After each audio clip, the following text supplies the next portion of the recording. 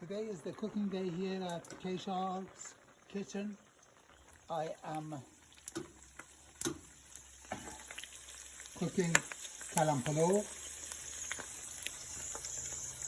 and also walnut stew, eggplant stew with chicken. Rice is boiling and ready to be drained. So I thought I would share this with you and show you what I'm doing today.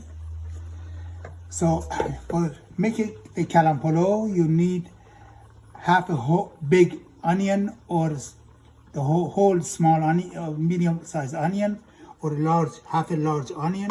You chop the onion, you saute the onion, a whole head of cabbage. You chop the head of the cabbage. After you saute the onion, you mix the cabbage with it. And I also have 1 pound to 1.5 pounds breast of chicken that I boiled here, and then I shredded the chicken into the mixture. And I have this is the bottom of the kalam palo. For tadi, I'm putting the cabbage in, and I'm going to drain the rice, and then the mixture of cabbage or kalam will be layered between the rice, which is going to be in this pot. And then when it's done, I will flip it over, and it's going to be a beautiful looking and delicious kalam palo.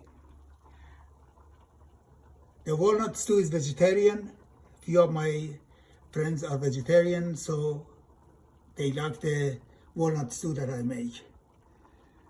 And so I hope that you have a beautiful day. I've had a beautiful day getting ready for in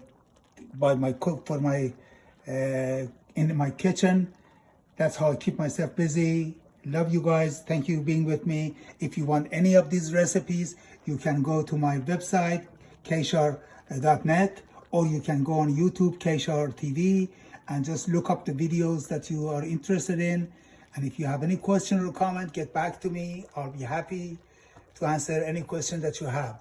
Love you all. Have a beautiful day. Thank you, my friend. Thank you for being in my life.